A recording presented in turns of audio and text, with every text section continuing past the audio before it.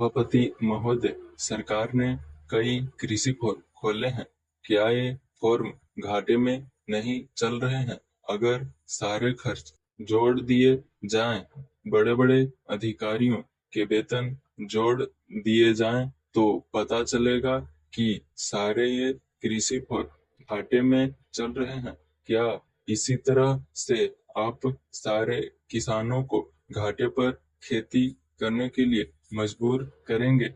जिस क्षेत्र से मैं आता हूँ, वहाँ एक पुल बना है। मैंने 10 वर्ष तक अपनी विधानसभा में इस पुल के लिए कोशिश की है। जिस दिन से मैं यहाँ आया हूँ, बराबर उसकी चर्चा करता आ रहा हूँ, बराबर कोशिश कर रहा हूँ। मैं कहता हूँ कि गंगा पर वह पुल बने।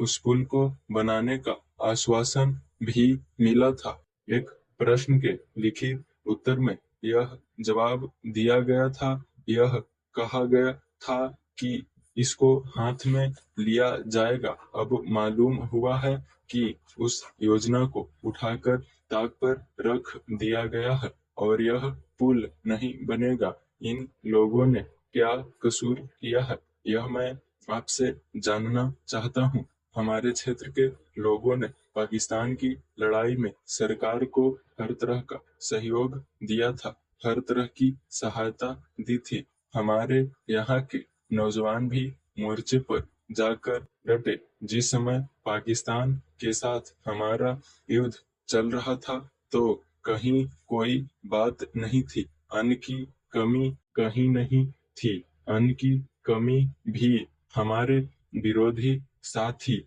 पैदा करते हैं, जो यह चाहते हैं कि सरकार असफल हो जाए।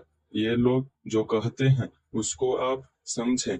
एक तरफ तो हमारे मित्र की बात है जो देश के बड़े-बड़े शहरों में दंगे करवाते हैं, दूसरी तरफ हम हैं जो इनकी बातों को नहीं समझ पाते।